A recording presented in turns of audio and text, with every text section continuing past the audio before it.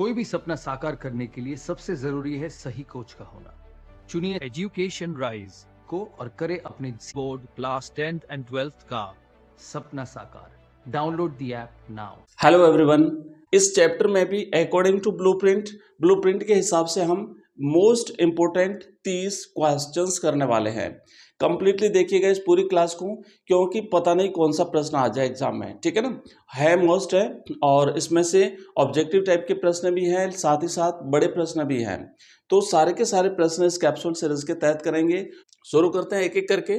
तो यहाँ पे सबसे पहले हम देखेंगे ऑब्जेक्टिव टाइप की जो प्रश्न है, रोज की तरह आज भी देख लेते हैं, और आपको आंसर देना है, खाली सुनना नहीं है। क्योंकि कुछ एक्टिविटी करिए, कुछ एक्टिव रहिए, तो चीजें आपको याद रहेगी और पता भी चल जाएगा आपको कितनी चीजें याद है। तो देखो, पहला प्रश्न है कि सेवा धर्म में यानी सेवक धर्म में भक्तिन किस की तरह समर्पित भाव से सेवारत थी। जब अध्याय शुरू होता है तो महादेवी वहां पे शुरुआत में ही बताती है। तो ऑप्शन बताना है, गणेश जी की तरह, भरत जी की तरह, हनुमान जी की तरह या लक्ष्मण जी की तरह। तो भाई यहाँ पे महादेवी वर्मा ने भक्तिन की तुलना हनुमान जी से करी है कि जिस तरीके से हनुमान जी भगवान राम, सीता और लक्ष्मण जी इनके प्रति समर्पित भाव से, विशेष करके भगवान राम जी के प्रति समर्पित भाव से जो है वो सेवा करते थे, उसी तरीके से यहाँ पे जो है वो सेवा महादेवी वर्मा की किसने करी थी? भक्तिन ने करी थी। तो करेक्ट आंसर है ऑप्शन स। नेक्स्ट, दूसरा प्रश्न है कि भक्तिन पाठ में समाज का कैसा स्वरूप प्रत्यक्ष होता है। मतलब किस प्रकार का समाज का किस प्रकार का उदाहरण हमारे सामने पेश किया गया है भक्तिन पाठ के आधार पर। ऑप्शन 1 है संवेदनशील, ऑप्शन 2 है पितृसत्तात्मक, ऑप्शन 3 है छल कपट वाला, और ऑप्शन डी है मातृ सत्तात्मक। तो बच्चों, खाली तो हम छल कपट भी नहीं कह सकते, क्योंकि भक्तिन और महादेवी का रिश्ता बहुत अच्छा था।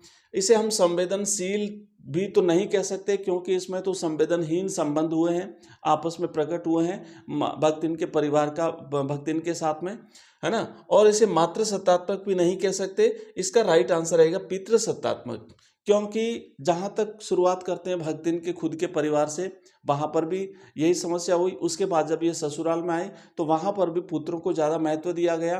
तो इस तरीके से सारी चीज़ें फिर भक्तिन की जब बेटियों की शादी हुई, विधवा हुई, तो वहाँ पर भी एक प्रकार से एक पितृ सत्तात्मक रूप भी देखने को मिला। हर जगह पुरुषों का ही एक प्राबल्य देखने को मिलता है। तो इसमें राइट आंसर रहेगा पितृ सत्तात्मक जो पक्ष है वो इस पाठ के माध्यम से ज़्यादा स्पष्ट रूप से प्रभावशाली झलकता है। नेक्स्ट है तीसरा प्रश्न। तीसरा क्वेश्चन है कि जीवन में प्राय सभी को किसके साथ जीना पड़ता है। तो महादेवी वर्मा की का ये कथन बहुत ही इंपॉर्टेंट है, जो हर व्यक्ति के जीवन में ये लागू होता है। क्या करता है कि सुख के साथ जीना पड़ता है, या फिर बेपरवाही के साथ जीना है, कर्महीनता के साथ जीना होता है, या नाम के विरोधाभास के साथ जीना पड़ता है।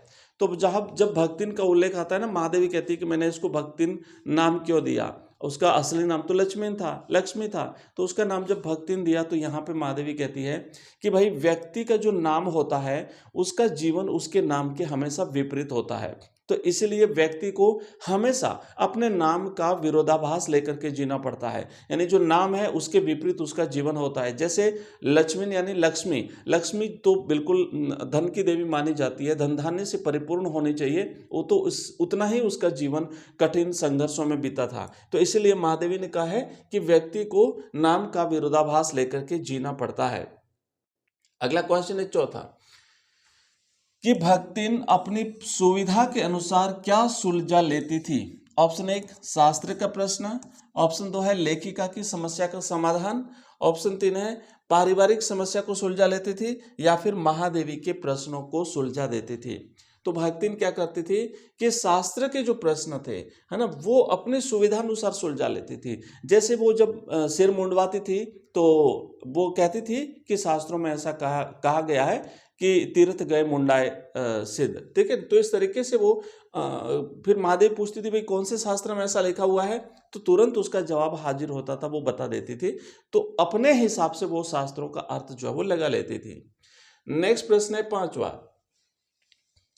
भक्तिन महादेवी जी की साहित्य की गद्य की कौन सी विधा में जाता है? मतलब ये जो पाठ लिखा हुआ है भक्तिन नाम का पाठ, वो साहित्य की कौन सी विधा में जाता है? ये संस्मरणात्मक रेखा चित्र है, ये संस्मरणात्मक निबंध है, ये संस्मरणात्मक कहानी है, या फिर ये संस्मरणात्मक जीवनी है? तो बच्चों यहाँ पे सही जवाब रहेगा कि भक्तिन जो है ये महादेवी का संस्मरणात्मक रेखा चित्र है। ओके, करेक्ट आंसर है ऑप्शन अ।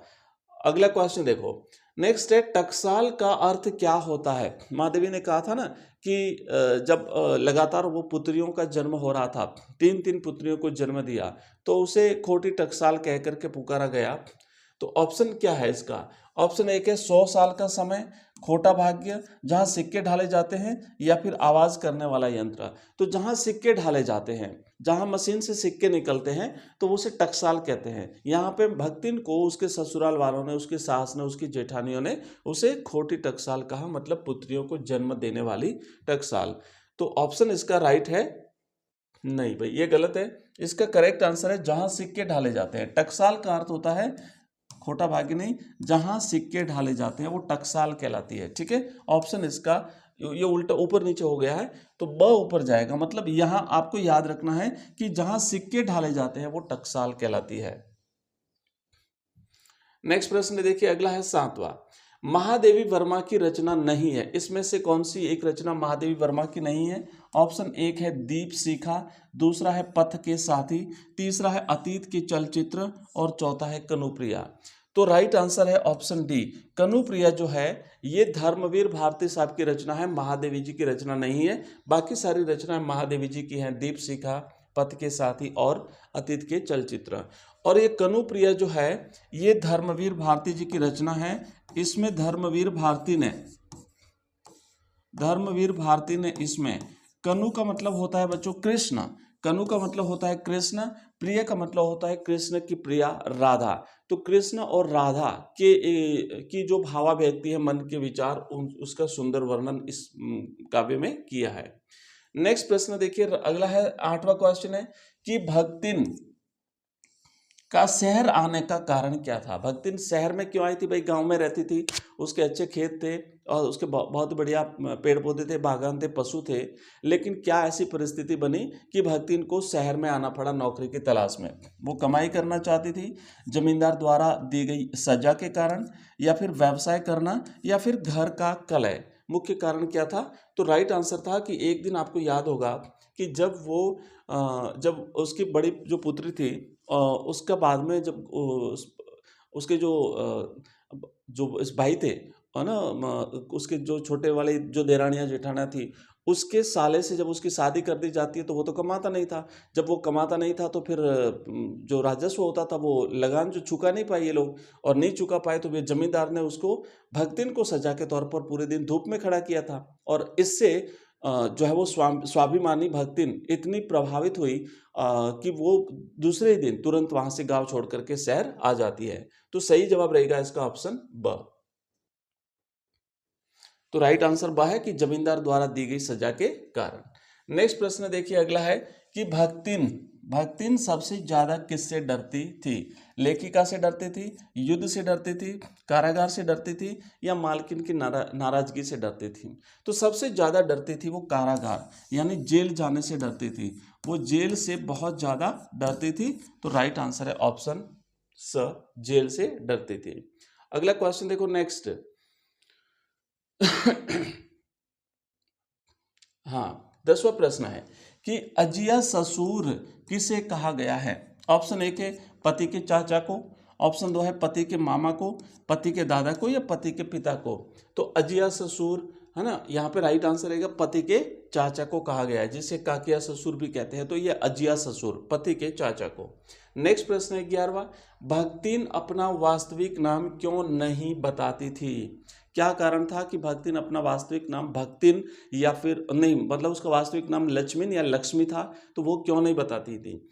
समृद्धि सूचक था इसलिए, ईमानदार नहीं था इसलिए, विरोधाभासी था इसलिए, या नाम से उपेक्षा करती थी?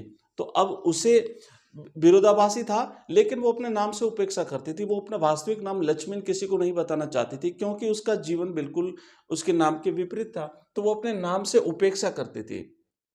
करेक्ट आंसर द रहेगा कि वो अपने नाम से क्या करती थी, उपेक्षा करती थी। 12वां प्रश्न देखिए, भक्तिन का मूल नाम क्या था? भक्तिन का मूल नाम लक्ष्मीन था, मालिन था, भक्तिन था या पुरखिन था? तो बच्चों करेक्ट आंसर रहेगा उसका मूल नाम लक्ष्मीन था या फिर लक्ष्मी था।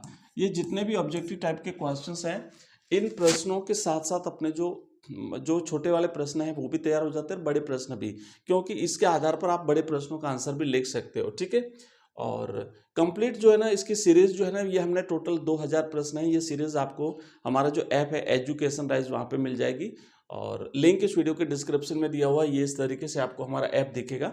ठीक है, या फिर मैं भी नंबर दूंगा बाद में, तो उस नंबर पे आप मैसेज करोगे तो आपको लिंक मिल जाएगा। अब नेक्स्ट देखो प्रश्न है कि भक्तिन का मूल नाम, हाँ हो गया, भक्तिन का मूल नाम था लक्ष्मीन या फिर लक्ष्मी। अगला क्वेश्चन देखिए, नेक्स्ट है 13वां। लक्ष्मी के पिता ने शास्त्र से आगे रहने की ख्याति कैसे कमाई? शुरुआत में कहा ना कि उसके पिता ने भी शास्त्र से आगे रहने की ख्याति प्राप्त करी। कैसे? पुत्री को अच्छा पढ़ा लिखा करके, पुत्री का अच्छा पालन पोषण करके, पुत्री का समय पूर्व विवाह करके, या पुत्री से अगाध प्रेम करके। तो समय से पूर्व उसका विवाह कर दिया था। जब वो बहुत छोटी थी, मात्र 5 वर्ष की उम्र में उसका विवाह कर दिया, 9 वर्ष की उम्र में उसका गौना कर दिया था। तो इसलिए जो है शास्त्र के अनुसार उन्होंने अपना काम पूरा कर लिया, ऐसा उसमें लिखा हुआ है। अगला क्वेश्चन देखो, नेक्स्ट है कि लक्ष्मी कितने वर्ष की अवस्था में विधवा हो गई थी? 29 वर्ष की, 36 वर्ष की, 39 वर्ष की या 63 वर्ष की? तो बच्चों राइट आंसर रहेगा ऑप्शन अ, 29 वर्ष की जब वो थी तो वो विधवा हो गई थी। अगला प्रश्न देखो 15वां, कि लक्ष्मी के अप्रत्याशित अनुग्रह के पंख कब झड़ गए? अप्रत्याशित मतलब जैसी उसे आशा नहीं थी, तो उस आशा के जैसी आशा नहीं थी उसके अनुरूप उसे भेजा जाता है, उसके मायके भेजा जाता है। लेकिन जैसे ही वो उस वहाँ पे पहुँचती है ना, गांव की सीमा में पहुँचती है, तो उसके वो जो पंख थे ना, वो बिल्कुल वहीं पे वहीं जड़ गए, क्योंकि जो जैसे ही लोगों ने उसे देखा, औरतों ने उसे देखा, उस पर कमेंट करना शुरू कर दिया था। तो गांव की सीमा में पहुँचते ही उसके अप्रत्याशित आशा के पंख जो है वो बिल्कुल वहीं के वहीं झड़ गए थे। तो राइट आंसर रहेगा गांव की सीमा में पहुंचते ही, क्योंकि औरतों ने कहा था हाँ लक्ष्मी अब आई है, तो ये जैसे ही उसने सुना तो उसके हाँ। अब देखो नेक्स्ट है कि भक्तिन का दुर्भाग्य भी उससे कम हठी नहीं था। पंक्ति में भक्तिन के दुर्भाग्य को हठी क्यों कहा गया है? क्या कारण था? कि विधवा होते ही उसे घर से बाहर निकाल दिया, उसकी किशोरी युवती होते ही विधवा हो गई, विधवा होते ही परिजनों ने संपत्ति छीन ली, उपयुक्त में से कोई नहीं। तो भाई लगातार जो है वो दुर्भाग्य उसका पीछा कर रहा था, एक एक करके सारी समस्याएं जो है वो उसकी लगातार जारी रही, और उसकी किशोरी जो युवती थी वो जैसे ही युवती हुई उसी समय उसका पति भी चल बसा, तो विधवा हो गई। उससे पहले खुद विधवा हो गई थी, फिर उसकी पुत्र भी विधवा हो गई थी। तो इस तरीके से एक एक करके दुखों ने कभी उसका पीछा नहीं छोड़ा। नेक्स्ट है 18वां प्रश्न कि भक्तिन नाम किसने रखा था? तो भाई भक्तिन नाम महादेवी वर्मा ने रखा था। जब भक्तिन पहली बार महादेवी के घर गई थी, नौकरी की तलाश में महादेवी से मिली, तो उसके गले में एक कंठी माला थी, और भक्तिन से जब महादेवी ने पूछा कि भाई तुम्हारा नाम क्या है, तो भक्तिन ने उस समय अपना नाम महादेवी को बता दिया था, पर ये इस शर्त के साथ कि आप मुझे कभी भी मेरे वास्तविक नाम से नहीं बुलाओगी। तो महादेवी ने सोचा कि भाई अब क्या करें, इसका क्या नाम दें। तो महादेवी ने जब उसके गले में कंठी माला देखी, तो उस कंठी माला के आधार पर, क्योंकि जो भक्त होते हैं वो मालाएं पहनते हैं, तो वो जो माला पहने हुई थी उस माला के आधार पर इसका नाम रख दिया भक्तिन। तो राइट आंसर रहेगा महादेवी वर्मा ने लक्ष्मीन को भक्तिन नाम दिया था। अगला क्वेश्चन देखिए, नेक्स्ट 19वां प्रश्न कि लक्ष्मी की विधवा बेटी से हुए दुर्व्यवहार का पंचायत ने मूल कारण किसे माना? याद होगा सभी को जो घटना घटी थी, और फिर बाद में जब पंचायत बिठाई गई तो पंचायत ने इसका जिम्मेदार किसे माना? कलयुग को माना, तीतरबाज को माना, विधवा लड़की को माना, या फिर समाज को माना? तो उसमें लड़की की तो कोई गलती थी नहीं, तो उसको तो कैसे दोषी मान सकते हैं?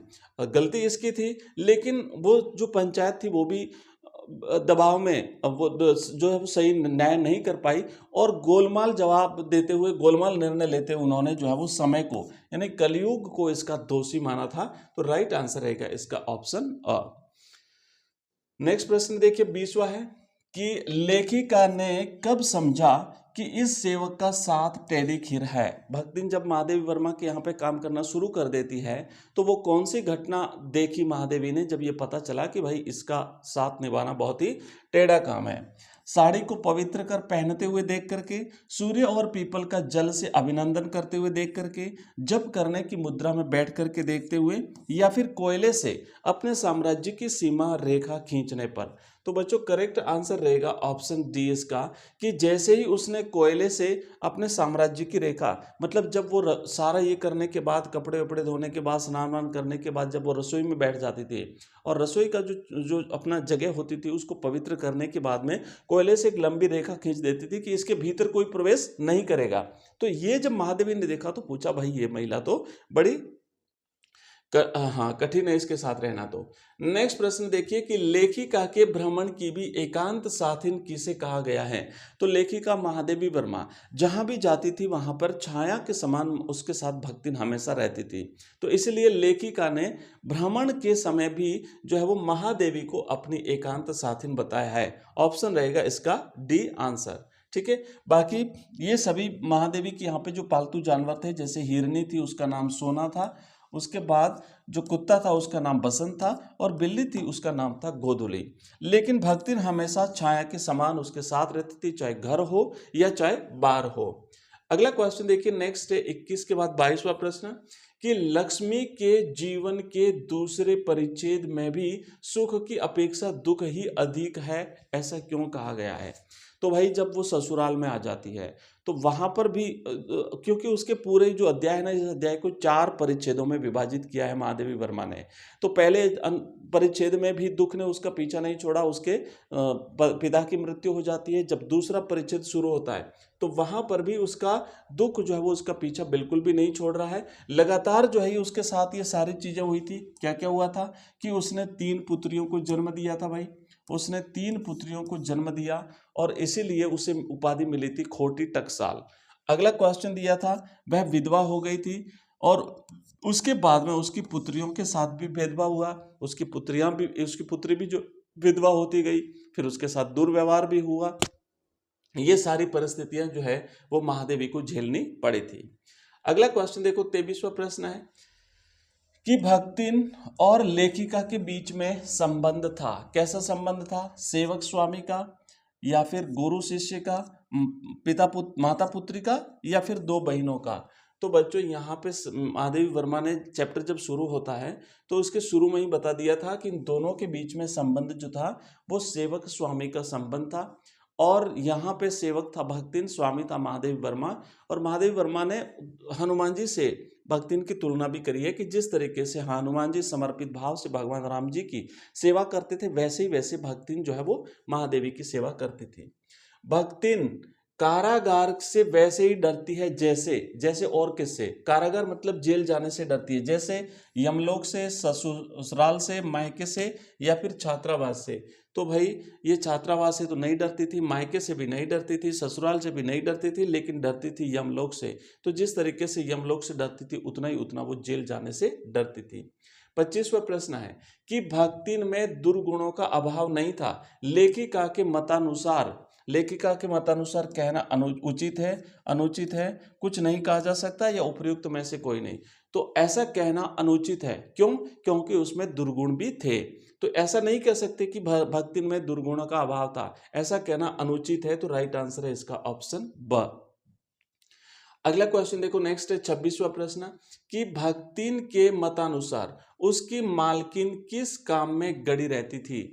मतलब उसकी मालकिन कौन थी? महादेवी वर्मा। तो महादेवी वर्मा दिन भर किसी न किसी काम में लगी रहती थी। वो कौन सा काम था? घर गृहस्थी का काम, छात्रावास में, किताबों में, या फिर विद्यालय में? तो भाई वो लगातार कुछ लिखती रहती थी, वो किताबों में गड़ी रहती थी। इसीलिए सही जवाब रहेगा ऑप्शन स। भक्तिन के अनुसार उसकी मालकिन जो है वो हमेशा किताबों में गड़ी रहती थी, और जैसे ही महादेवी वर्मा की कोई किताब प्रकाशित होती थी तो उसमें सबसे ज्यादा खुशी जो है वो भक्तिन को होती थी। अगला क्वेश्चन देखिए, अब थोड़े बड़े प्रश्न भी अपन कर लेते हैं, ठीक है। और ये प्रश्न ऐसे हैं कि ये अच्छी तरह से थोड़ा सा ध्यान से देख लीजिए। प्रश्न लगभग यही आएंगे। और अगर इससे मिलता जुलता भी आ गया तो आप आंसर लिख देंगे, ऐसी पोजीशन में आ जाएंगे। थोड़ा सा इसे ध्यान से समझिएगा। प्रश्न क्या है कि महादेवी के प्रति अनमोल आत्मीयता से युक्त भक्तिन के बहाने क्या संदेश दिया गया है। भाई महादेवी वर्मा जो थी वो भक्तिन नाम का जो पाठ है, इसमें से इस पाठ के माध्यम से कोई न कोई संदेश दे रही है। क्या बता करके? भक्तिन को महादेवी के प्रति पूर्ण रूप से समर्पित बता करके वो कोई संदेश देना चाहती है। तो क्या संदेश देना चाहती है, इससे रिलेटेड और भी बहुत सारे प्रश्न बन सकते हैं। तो वो सारे प्रश्न अगर बनते हैं ना, तो भी आप इसका आंसर इस तरीके से लिखेंगे कि भक्तिन महादेवी के जीवन में आकर छा जाने वाली एक ऐसी परिस्थिति दिखलाई पड़ती है जिस कारण लेखिका अपने व्यक्तित्व का जरूरी अंश मान करके भक्तिन को खोना नहीं चाहती। मतलब जब पाठ समाप्त भी होता है तब भी महादेवी ये कहती है कि मैं इस पाठ को पूरा करके भक्तिन को खोना नहीं चाहती। मतलब ऐसा लगेगा कि भक्तिन अभी भी महादेवी के साथ ही है। तो ये एक ऐसा आत्मीय भाव दोनों के बीच में हो गया था कि वो एक दूसरे से अलग नहीं होना चाहती। भक्तिन भी महादेवी से अलग नहीं होना चाहती थी और महादेवी भी उसे खोना नहीं चाहती है।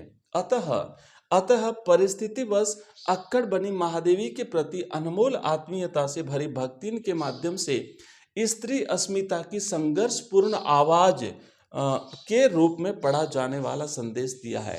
तो ये जो है ना, ये लाइन ये आपको ध्यान रखनी है कि महादेवी के प्रति यहाँ से लेकर के यहाँ तक संघर्षपूर्ण आवाज। ठीक है, तो ये संदेश जो है दिया है कि किस तरीके से एक स्त्री को जीवन में संघर्षों का सामना करना पड़ता है, चाहे वो अपना पियर हो, चाहे ससुराल हो, या और किसी परिस्थिति में अगर उसे जो है वो इन प्रकार की समस्याओं का जीवन में सामना करना पड़ता है। नेक्स्ट प्रश्न देखिए 28वां है कि भक्तिन के चरित्र में क्या केवल स्वाभिमानी स्त्री का गुण ही था या कुछ और भी था। तो देखो, जब हम पढ़ते हैं कि भक्तिन में स्वाभिमानी स्त्री के गुण के अतिरिक्त भी अनेक गुण थे। स्वाभिमानी का गुण तो था ही था, इसलिए तो जब उसे धूप में खड़ा किया तो फिर वो वहां से जो है वो निकल जाती है दूसरे दिन और शहर आ जाती है। लेकिन इसके अलावा और भी गुण थे। वह मान सम्मान का ध्यान रखने वाली, मेहनती भी थी, ध्यान रखना, खूब मेहनत करती थी। उसके ससुराल वाले सारे लोग जब उसके विपरीत थे वो लोग बैठे रहते थे, लेकिन महादेवी काम करती थी। वो स्वावलंबी भी थी और कठिन परिस्थितियों का मुकाबला करने वाली स्त्री भी थी। पति की मृत्यु के बाद वह संपत्ति के लोभी जेठ जिठोतों का डट कर के सामना करती है, हिम्मत वाली भी थी। वह कर्तव्यपरायण, लगनशील और धार्मिक आस्था रखने वाली स्त्री थी। इसलिए तो वो गले में गंठी माला लगाना, है ना, सिर मुंडवाना और ये सारे कार्य करती थी। और वह सेवक धर्म का दृढ़ता से पालन करती है जब वो महादेवी के पास चली जाती है। तो इस तरीके से भक्तिन में स्वाभिमानी गुण के अलावा बाकी सारे गुण भी थे। मेहनती होना, कर्तव्यपरायण होना, संघर्षशील होना, स्वाभिमानी होना, लगनशील होना, धार्मिक आस्था रखने वाली स्त्री होना, ये सारे गुण उसमें थे। नेक्स्ट प्रश्न है 29वां कि भक्तिन के स्वभाव के दो गुण थे, परिश्रम करना और कर्तव्य का पालन करना। भक्तिन संस्मरण के आधार पर बताइए। देखो, इससे मिलता जुलता और भी प्रश्न बन सकते हैं, तो आप लोग इसे ध्यान से पढ़िए, समझिए कि पति की असामयिक मृत्यु के बाद भक्तिन ने परिश्रम करके गृहस्थी चलाई और बेटियों का विवाह कराया। यह उसका परिश्रम और उसके कर्तव्य का यहाँ पे परिचय है। लेखिका की सेविका बनने पर वह प्रत्येक काम परिश्रम से करती थी और मालकिन को प्रसन्न रखना अपना कर्तव्य मानते थे। इसी कारण लेखिका के प्रत्येक काम में सहायता करती थी। अतः परिश्रम करना और कर्तव्य पालन करना उसका जो है वो स्वभाव बन गया था। तो इस प्रकार हम कह सकते हैं कि वो परिश्रमी थी और साथ ही साथ वो कर्तव्य पालन बड़ा ईमानदारी से करती थी। वो कभी किसी काम को टालती नहीं थी। जैसे महादेवी के पास भी रहती थी, तो महादेवी अगर देर रात तक भी जब कुछ लिखती थी ना, तो वो बिल्कुल दरवाजे पर वहीं पर बैठी रहती थी, लगातार महादेवी की तरफ ध्यान रखती थी कि जैसे ही महादेवी अगर पेन भी रख लेती थी तो वो तुरंत जो है वो उठ करके सहायता करने को तत्पर हो जाती थी। तो कामचोर, लापरवाह बिल्कुल भी वो नहीं थी। अगला क्वेश्चन है 30वां। प्रश्न ये है कि तब मैंने समझ लिया कि इस सेवक का साथ टेढ़ी खीर है। लेखिका ने ऐसा किस कारण और कब कहा था, समझाइए। अब देखो, जब हमने ऑब्जेक्टिव टाइप का प्रश्न किया था ना, उसमें भी इस टाइप का प्रश्न आया था। तो ऑब्जेक्टिव टाइप के जितने भी हमने प्रश्न किए उससे आप बड़े प्रश्न आराम से कर सकते हो। अगर थोड़ा सा उसे समझते हो ढंग से, अगर उसे थोड़ा सा सोच विचार चिंतन करते हो तो निश्चित रूप से आप बड़ा प्रश्न कर पाओगे। इसी प्रश्न को हम ऑब्जेक्टिव में भी कर सकते हैं कि जब उसने अपने वो जो चौक था जहाँ पे वो खाना भोजन बनाती थी उस पे कोयले से एक लक्ष्मण रेखा खींच लेती है कि भाई इसके अंदर कोई प्रवेश नहीं करेगा। ठीक है, तो उसी को यहाँ पे थोड़ा विस्तार रूप में लिखना है। क्या लिखेंगे कि महादेवी की सेवा में आने के दूसरे दिन तड़के भक्तिन ने स्नान किया, धूली धोती को जल के छींट से पवित्र कर पहना, फिर सूर्य और पीपल को जल चढ़ा करके नाक दबाकर 2 मिनट जप किया और कोयले की मोटी रेखा खींच करके चौक में प्रतिष्ठित हो गई। अब यहाँ जब चौक में प्रतिष्ठित हुई तो उसके बाद उसने कोयले से एक रेखा खींच ली थी। जिस दिन ये रेखा खींची उसी समय भक्तिन की छुआछूत मानने की प्रवृत्ति देख करके लेखिका ने यह समझ लिया था कि उसके साथ रहना टेढ़ी खीर है। तो आप क्या करेंगे, थोड़ा सा जो प्रश्न जैसे ऑब्जेक्टिव में हमने जितने भी किए हैं उसमें से अगर कोई बड़ा प्रश्न भी आता है तो जहां मुख्य पॉइंट जो आया ना उससे थोड़ा सा आगे से शुरुआत करें, हल्का सा थोड़ा सा पीछे वाला संदर्भ भी दे दें तो आपका बड़ा प्रश्न तैयार हो जाएगा।